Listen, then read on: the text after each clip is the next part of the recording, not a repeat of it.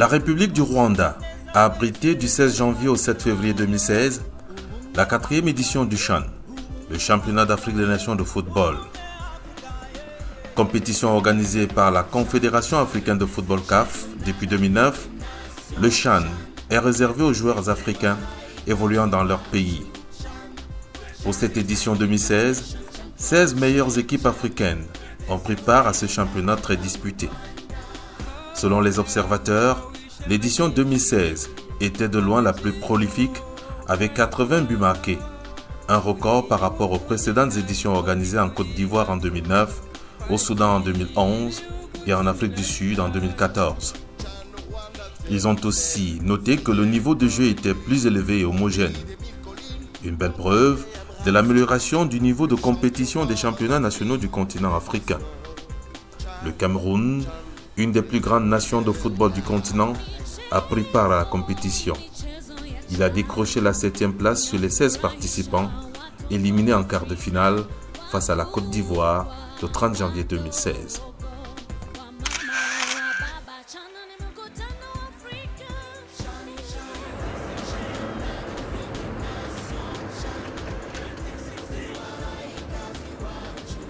Kigali, la capitale du Rwanda, est resplendissante et accueillante en ce début d'année 2016.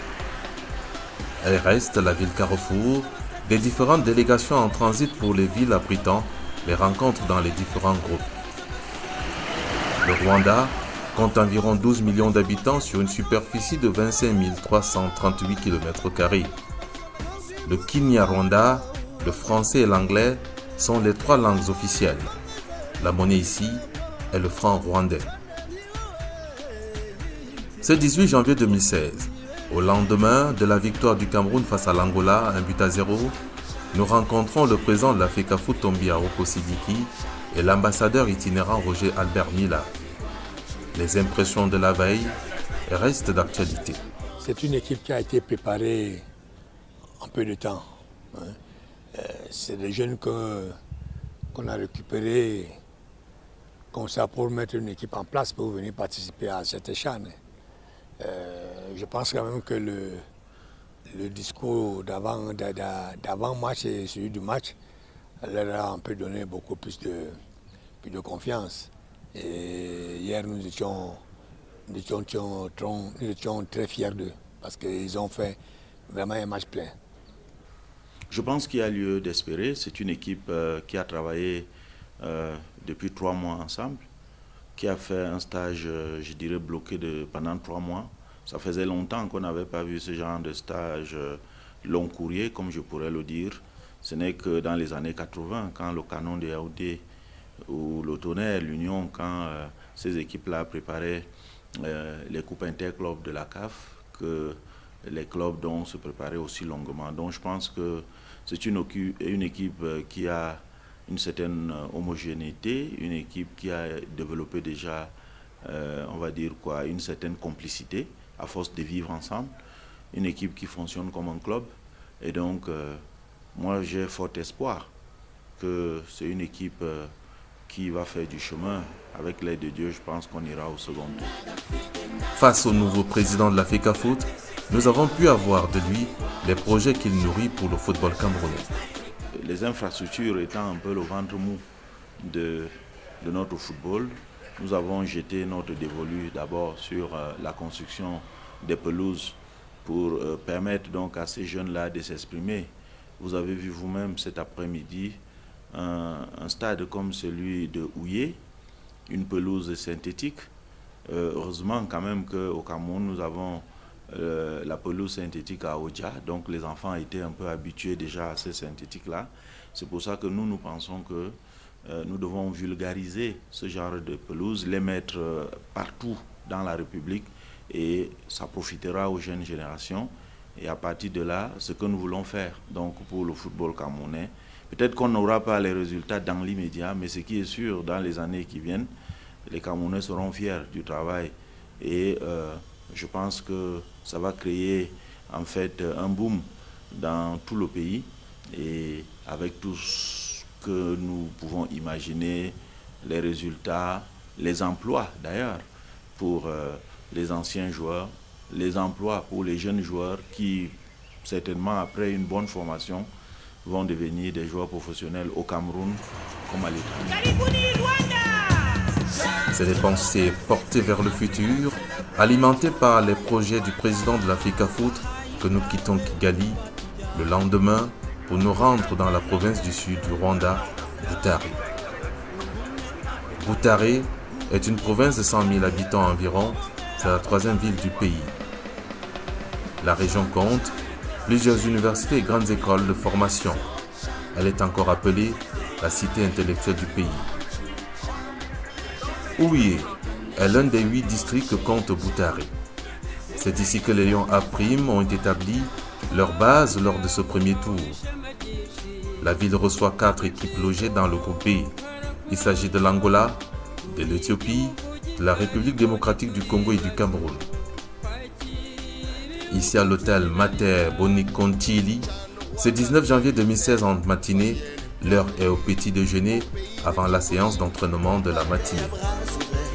Le championnat d'Afrique des nations, Tchad, que le meilleur gagne.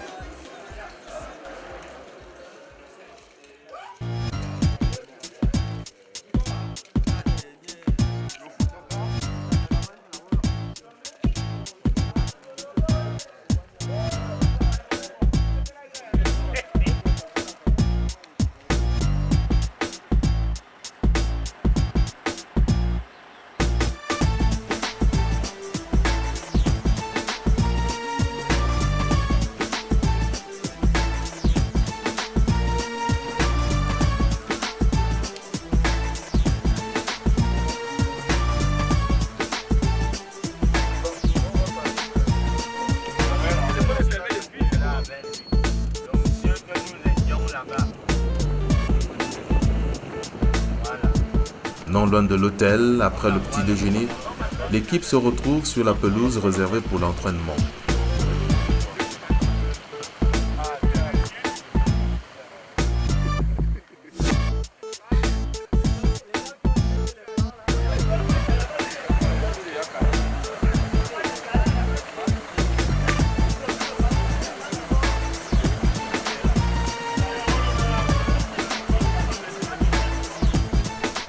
Avec le staff technique, les coéquipiers à Hugo Niamé profilent la cohésion et surtout le système de jeu qui devra défier le futur adversaire qu'est l'Éthiopie.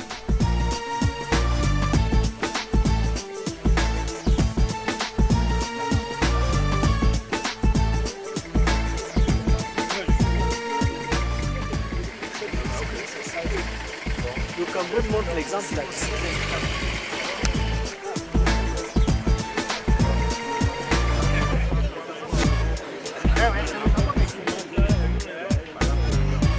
Alors qu'ici, les joueurs sont plus concentrés et appliqués, une certaine rumeur circule à travers certains canaux au pays. Selon cette dernière, les joueurs n'auraient pas reçu toutes leurs primes. Une information qui sera démentie par le team manager. Depuis Yaoundé, nous avons traité les problèmes de primes. Et donc, quand on est arrivé ici, tout le monde a été payé. Donc, on ne parle plus des problèmes de primes. La polémique évacuée place à la suite de l'entraînement sous le regard bienveillant de quelques membres de la délégation. Vite, vite, vite! Allez! C'est long! Plus vite, les gars, plus vite! Super, Mohamed! Oui, Pépé! Super, le team, super! Ça fait plaisir de savoir que tout le peuple camerounais et puis tous les amis me soutiennent. Donc ça fait énormément plaisir et je pense qu'il va falloir continuer à bosser crédit. L'espoir est donc permis. surtout que l'infirmerie n'enregistre pas de cas graves après le premier match. Nous avions eu quelques soucis avec 3 malades. 2 sont repartis déjà au jeu. Il y a un qui a encore un souci. Il y avait celui que nous appelons le King ici. C'est King Mpondo et puis Ngonji qui ont recommencé l'entraînement. Nous avons un gardien de but, Agné, qui a eu un souci à l'entraînement avec un genou. Les choses sont en train de s'améliorer. Je pense qu'aujourd'hui, vous l'avez vu trottiner. Donc, nous pensons que sur le plan santé, tout le monde va bien. À 24 heures du match Cameroun-Éthiopie, le coach veut bien trouver des solutions pour enchaîner une seconde victoire. Une bonne lecture du premier match permettra certainement de trouver la formule adéquate. Bon, là, on a revu un peu l'équipe, on a revu les grandes orientations pour pouvoir jouer demain, comment il faut attaquer, comment il faut passer, comment il faut faire pour marquer des buts. Donc c'était la séance d'aujourd'hui et je pense que là les joueurs sont prêts, ils sont prêts pour jouer le match. Face à l'Éthiopie se joue la qualification pour le second tour de la compétition. Il y a de l'espoir si on s'en tient à la contre-performance du futur adversaire des A-Prime lors de son premier match. L'Éthiopie a été en effet battue par la RDC sur le score de 0 but contre 3.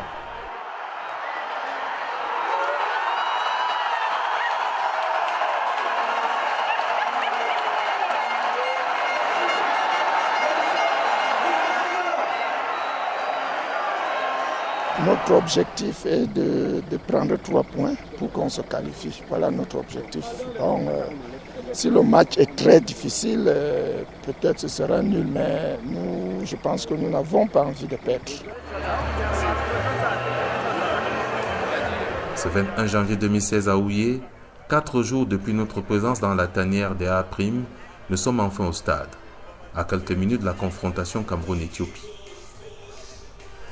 L'infrastructure de 20 000 places qui abrite la rencontre dans quelques instants compte déjà les officiels des différentes délégations.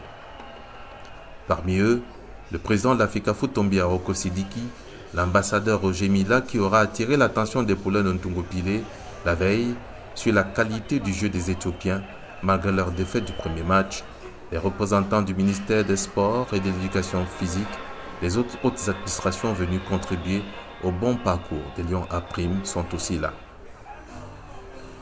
En bonne place également, la direction technique nationale et surtout le sélectionneur des Lions A, Alexandre Bellinga, venu superviser quelques joueurs pour une éventuelle convocation au niveau de l'équipe nationale. Dans le stade, les supporters des différentes équipes complétés par les fans rwandais, très curieux, animent. C'est dans ce décor que la rencontre démarre.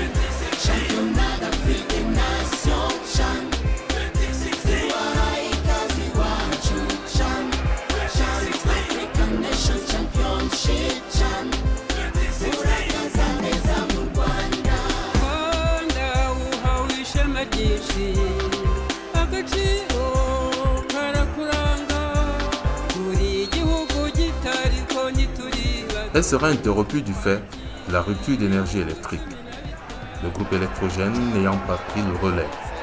La rencontre ira jusqu'à son terme, le courant revenu. Les deux équipes vont se séparer dos à dos, 0 but partout. Le match était très difficile. Vous savez, lorsque les joueurs arrivent sur le terrain, ils ont toutes les consignes. Mais en face, il peut arriver que l'adversaire soit très bon. Et ça remet en question les dispositions qu'on aura prises pour aborder le match. Et c'est ce qui s'est passé. L'Éthiopie a présenté une équipe très coriace cet après-midi. Et nous avons eu beaucoup de problèmes à trouver des solutions. Donc voilà, ça existe au football, on prévoit ceci et puis l'adversaire ne vous permet pas d'arriver à vos objectifs. Oui, après un match aussi difficile, la préparation physique se résume d'abord dès que le match est fini. Nous commençons par une séance de cryo-récupération qui consiste à imbiber les joueurs dans les poches de glace, dans des cuvettes ou dans des assiettes de glace pour les permettre de récupérer. Les temps peuvent aller de 3 à 5 minutes. On alterne 3 minutes par joueur. Ça, c'est juste après la fin du match, c'est ce que nous avons fait hier. Et maintenant, le lendemain du match, comme vous venez d'assister cette matinée, nous avons fait ce qu'on appelle le décrassage, qui consiste avec le groupe qui a pris part au match, l'ensemble du groupe qui a pris part au match, un travail très léger qui est constitué essentiellement de la course, d'un petit travail technique. Et on a fait aussi un petit travail de tennis-ballon pour permettre à ces joueurs de se détendre un peu. C'est un travail qui a duré 35 minutes et vraiment c'est un travail qui permet plus, autant une récupération sur le plan physiologique qu'une récupération sur le plan psychologique. Après la confrontation Cameroun-Éthiopie, quelques blessures sont enregistrées. Heureusement que le kinésithérapeute est là pour faire face à cette difficulté.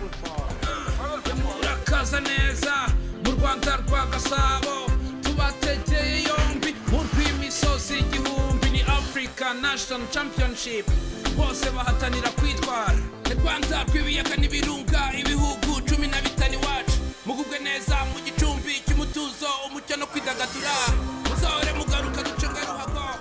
Le match nul enregistré face à l'Éthiopie met de la pression aux Lions à prix.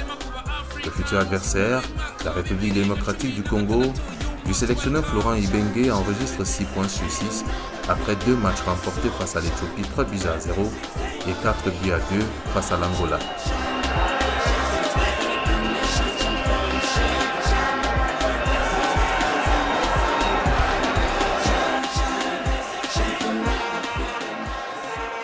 On sait que de toutes les équipes qui sont ici au 4e championnat d'Afrique des Nations, la RDC, qui est avec le Zimbabwe, je crois, la seule nation à avoir fait le plein depuis la première édition. Donc la RDC qui avait remporté la première édition. Après les 2 dernières, c'était en quart de finale que le Léopard s'était arrêté. Cette année, en tout cas, je souhaite que le Léopard puisse aller plus loin et même, pourquoi pas, remporter un 2e CHAN qui fera très plaisir au peuple congolais qui n'attend que ça depuis maintenant 7 ans. À quelques jours du match Cameroun-RDC comptant pour le 3e et le dernier match du premier tour, les hommes de médias consultants de différents médias spéculent et sollicitent les joueurs et responsables de la délégation camerounaise. Pour beaucoup, le Cameroun est dos au mur face à la redoutable équipe de la République démocratique du Congo. Leur porte d'accès au groupe reste le Team Press Officer, qui, vous pouvez sans doute l'imaginer, est au four et au moulin. C'est lui qui cherche à savoir comment l'autre équipe se prépare, il met ça à la disposition des coachs. Après chaque match, il doit chercher le CD de match. Il doit préparer les différentes séances avec le coach. Voici les séquences d'attaque, voici les séquences de défense, voici les différentes séquences qu'on a jouées. Il prépare ça, il donne au coach et le coach fait son analyse avec. Et il coach les joueurs dans les séances autocritiques ou les séances vidéo. C'est beaucoup de travail parce que quand les autres rentrent, ils dorment, c'est là où ton travail commence. Les heures qui précèdent le duel des fauves sont longues. La pression augmente. Les nerfs sont presque à fleur de peau. La conférence de presse d'avant-match permettra au sélectionneur des Lions à prime de préciser sa position face aux hommes de Oui, médias. c'est possible qu'il y ait des réaménagements parce qu'on se trouve au troisième match. Et par rapport aux deux premiers matchs, on a sans doute constaté qu'il faut faire ceci ou cela. Donc c'est possible qu'il y ait quelques réajustements dans l'équipe par rapport au match contre la RDC. En 2 matchs, on n'a pas pris de but. Donc maintenant, comme je l'ai dit la dernière fois, les matchs se suivent mais ne se ressemblent pas. Donc voilà, il y aura un gros match ici lundi, mais je vous assure que ça sera un très bon match. Ce 25 janvier 2016, une semaine dans la tanière déjà, la concentration est de mise. Mais le doute aussi, la peur de ne pas traverser le premier tour, l'espoir devant un sursaut des poulains d'un Togo pilé, tout y passe. Mais c'est la réalité vécue dans cet environnement dans la tanière, lors des compétitions, loin des spéculations des millions de spécialistes de football d'un jour, d'une victoire ou d'une défaite.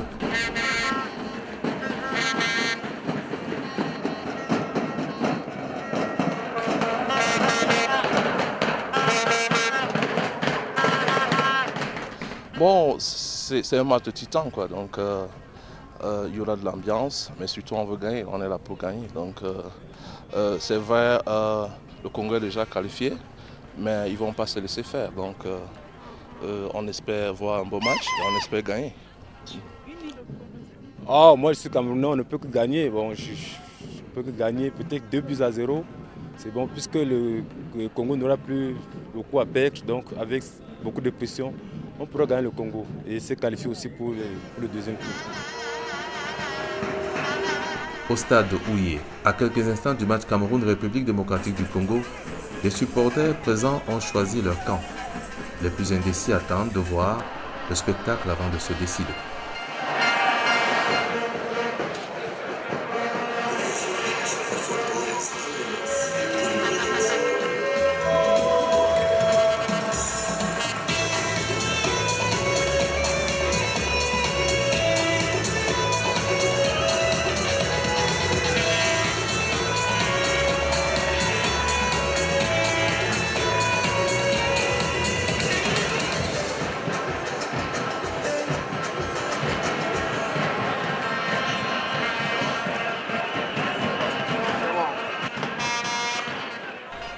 À l'issue de la rencontre, le Cameroun remporte le match sur le score de 3-1. Il arrache de fait la première place du groupe B avec 7 points. La RDC est deuxième avec 6 points.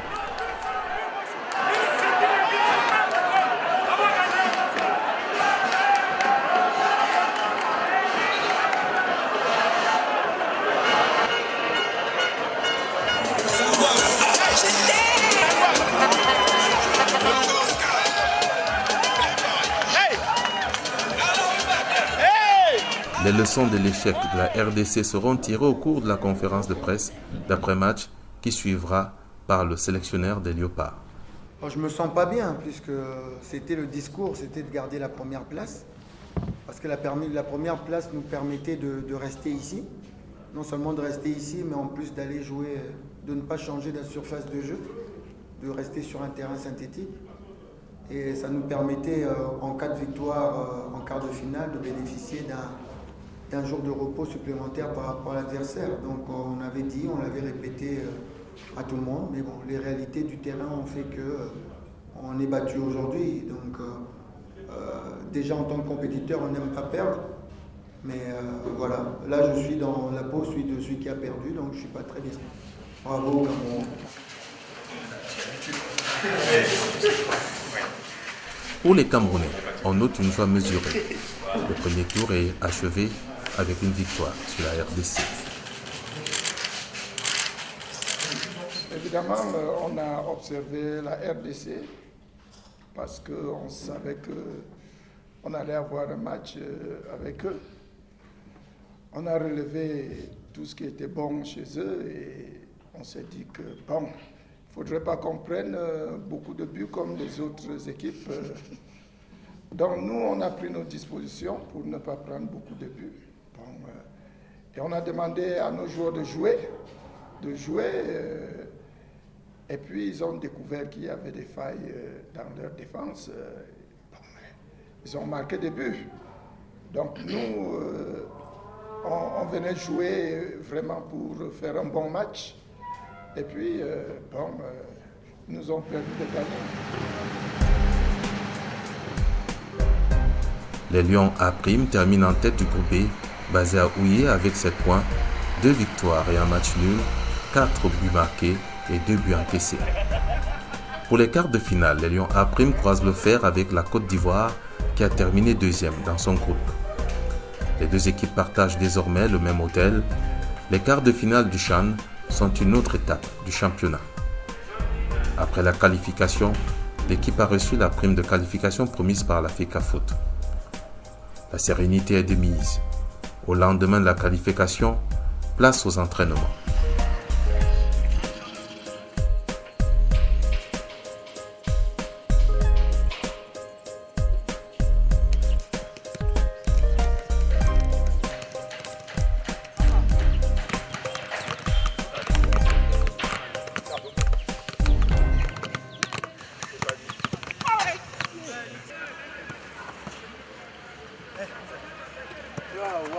Wow. Hey, Allemand, c'est là le tu, hein. On va se battre. Ça va aller.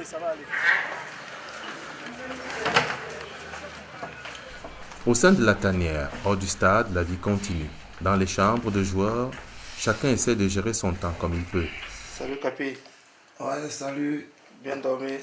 Ouais, tranquille. Les nuits sont jolies ici, sont très belles.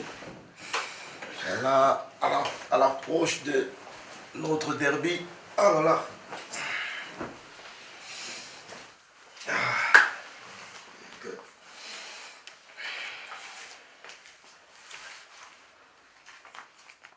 Tout en respectant la discipline de groupe, notamment le respect des heures de repas et autres contraintes spécifiques liées à la vie en équipe.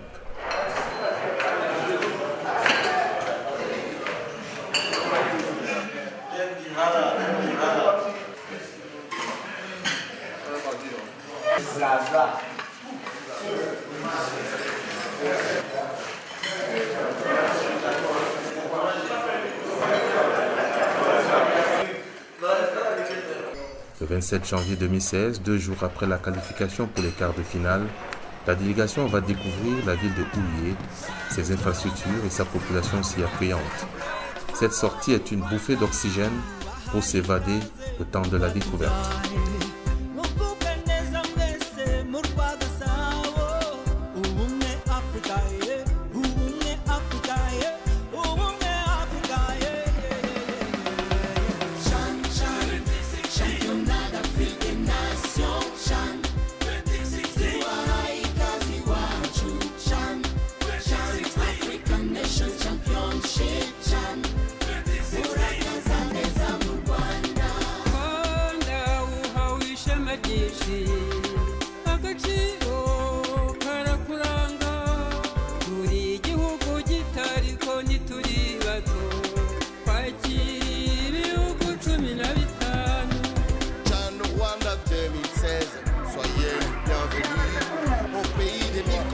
Mais la vie des Lions A' à Houillé ne se déroule pas sans la future rencontre face à la Côte d'Ivoire lors des quarts de finale. La conférence de presse d'avant-match Cameroun-Côte d'Ivoire donne le ton. On a regardé l'équipe ivoirienne, c'est une bonne équipe. On a pris des dispositions pour pouvoir faire un bon match demain face à l'équipe ivoirienne. Bon, je ne vous dirai pas ici ce que nous allons faire. Ça ne se fait pas. Que je commence à vous dire, nous allons placer les joueurs, Mais tout ce que je peux vous dire, c'est que nous sommes préparés pour pouvoir remporter le match parce que nous voulons aller en demi-finale. Donc, on a pris toutes les dispositions pour qu'on puisse remporter le match.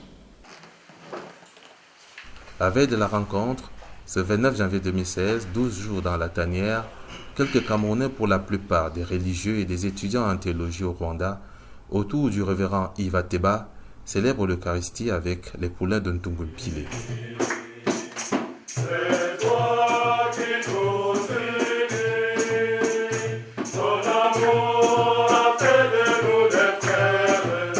Quand vous jouez, aimez votre vocation d'abord. Les autres choses, c'est après. N'est-ce pas? C'est après. Les autres choses, c'est après. Regardons notre pays.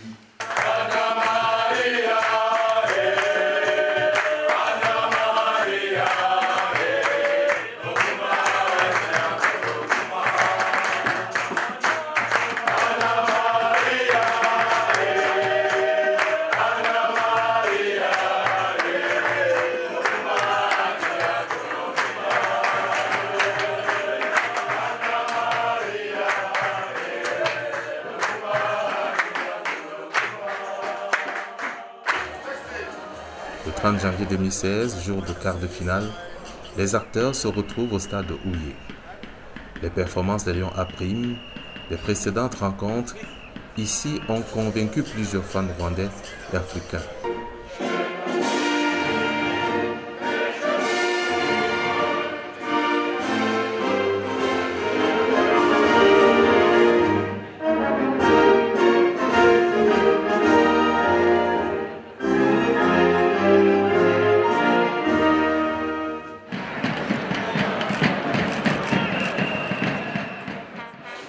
Le président de l'Africafoot Tombia Aroko Sidiki est de retour à Houillé après avoir pris part à la cérémonie de baptême du nouveau stade de Limbe au Cameroun. Pour rien au monde, il ne pouvait abandonner ses protégés. Lui qui, durant cette compétition, a multiplié les gestes de motivation pour encourager l'équipe. Mais l'exploit attendra. En effet, les Lions A' tombent lors de la prolongation sur le score de 3-0 face aux éléphants de Côte d'Ivoire.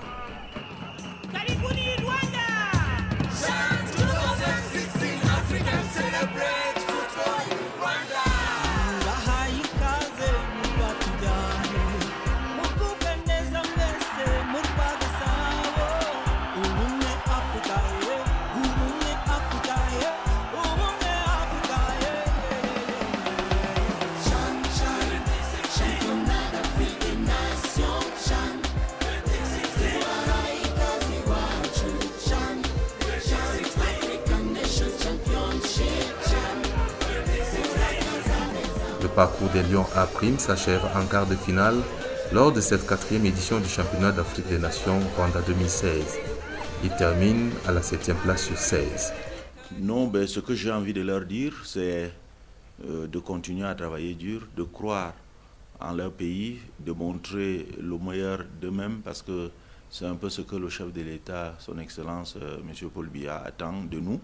Chaque fois que nous allons défendre les couleurs de notre pays, il faut donner le meilleur de soi-même, mettre les valeurs du Cameroun en avant pour qu'à la fin de toutes les opérations, que non seulement les Camerounais soient fiers, mais que les joueurs eux-mêmes soient fiers du travail qu'ils auront abattu.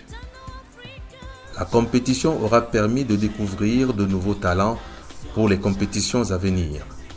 Comme disait un grand manager du sport européen, la meilleure gestion d'une défaite parfois est un bon élément qui permet de rectifier le tir et de planifier les victoires à venir. Aujourd'hui, le football, il n'y a plus de fossé entre certaines nations et d'autres. Le fossé s'est considérablement réduit. Les équipes se valent progressivement, petit à petit. Donc, il faut vraiment, et moi j'ai aimé la façon avec laquelle ils ont abordé cette rencontre. Ils ont respecté l'adversaire. La longue et exaltante mission de la nouvelle équipe dirigeante de l'Africafoot, coiffée par le président Tombia Aroko Sidiki, se poursuit. Les leçons tirées du CHAN 2016 au Rwanda permettront certainement de mieux affiner certaines stratégies de relance du football camerounais et sont réellement à venir. Tout au moins, la cohésion et l'esprit patriotique observés durant ces 15 jours dans la tanière augurent des lendemains meilleurs. Au 15e jour de notre présence dans la tanière, il était temps de retourner au pays, la terre des lions indomptables, laissant derrière la belle ville de Kigali.